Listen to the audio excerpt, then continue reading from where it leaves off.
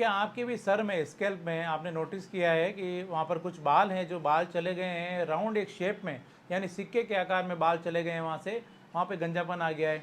वहाँ पर एक या दो ऐसे पैचेस देखने को मिले हैं या ज़्यादा देखने को मिल रहे हैं। कभी कभी ऐसे पैचेस जो होते हैं आपको दाढ़ी में, बियर्ड में भी आपको देखने को मिलते हैं।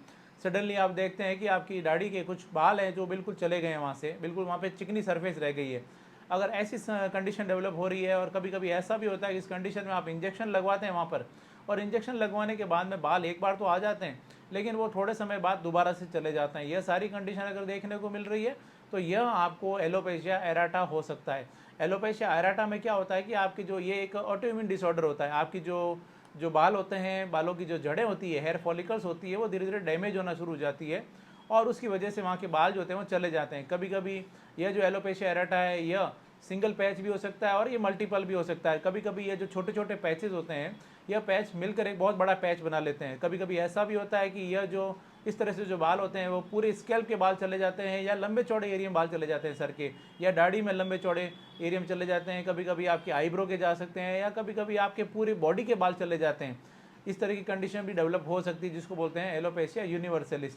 अगर यह सारी कंडीशन देखने को मिल रही है तो यह वीडियो आपके लिए काफ़ी काम का है। इस वीडियो को आप अंत तक देखें, क्योंकि आज के इस वीडियो में हम बात करेंगे इसी एलोपेशिया एराटा के बारे में कि आखिर एलोपेशिया एराटा जो है वो क्या होता है, क्या इसके कारण होते हैं, आप इसको कैसे पहचानेंगे, और उसके साथ साथ इसके टाइप्स की भी मैं बात करूंगा और उसके ट्रीटमेंट के बारे में भी मैं बताऊंगा। क्योंकि जिन लोगों को एलोपेशिया एराटा की शिकायत है वो कई लंबे समय से, कई सालों से वो ट्रीटमेंट चल रहा है, उनका ट्रीटमेंट ले रहे हैं, लेकिन उनको आराम नहीं आता है। दवाई लेते हैं, कुछ उनको रिलीफ मिलता है, लेकिन वो कुछ समय बाद वापस या तो वहीं पे या फिर दूसरी जगह से बाल चले जाते हैं। इसलिए इस वीडियो को आप अंत तक देखें। मैं जोधपुर से डॉक्टर कुलदीप जहांगीर एक बार फिर से आपका अपने यूट्यूब चैनल में स्वागत करता हूँ। आगे बढ़ने से पहले मैं आपसे रिक्वेस्ट करूँगा, अगर चैनल को सब्सक्राइब नहीं किया है तो चैनल को सब्सक्राइब करें और बेल आइकन जरूर दबाएं, ताकि जैसे ही कोई नेक्स्ट वीडियो अपलोड करूँ आपके पास उसका नोटिफिकेशन आ सके।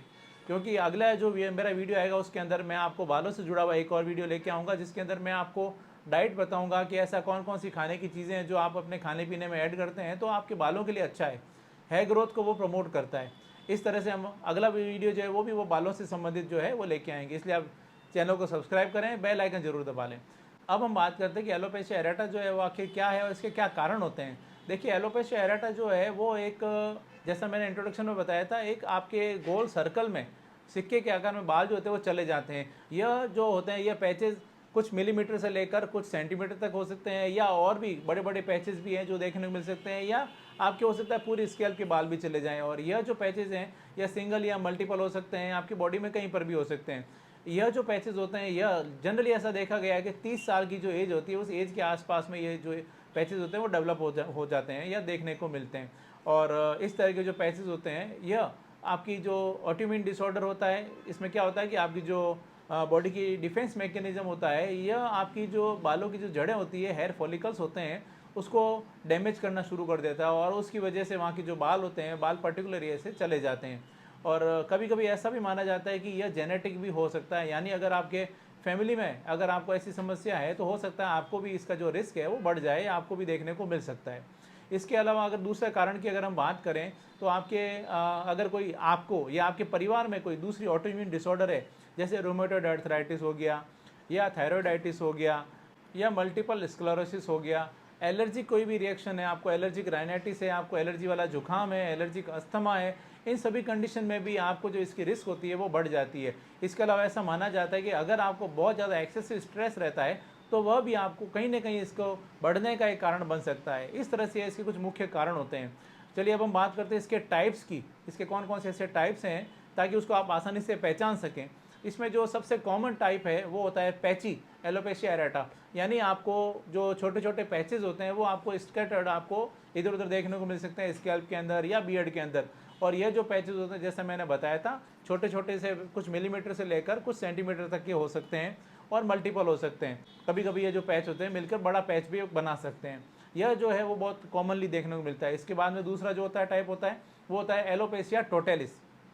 एलोपेशिया टोटलिस में क्या होता है कि आपकी जो स्कैल्प होती है, सर के पूरे बाल चले जाते हैं, आपको बिल्कुल सर में गंजापन आ जाता है, स्किन जो होती है बिल्कुल चिकनी हो जाती है। और उसके अलावा जो अगला टाइप होता है वो होता है एलोपेशिया यूनिवर्सलिस। एलोपेशिया यूनिवर्सलिस में क्या होगा कि आपकी बॉडी के सारे बाल चले जाएंगे, जैसे आपकी आईब्रो के बाल चले जाते हैं, आपकी आई लैशेस चली जाती है, आपके बियर्ड के बाल चले जाते हैं, आपके सर के बाल चले जाते हैं।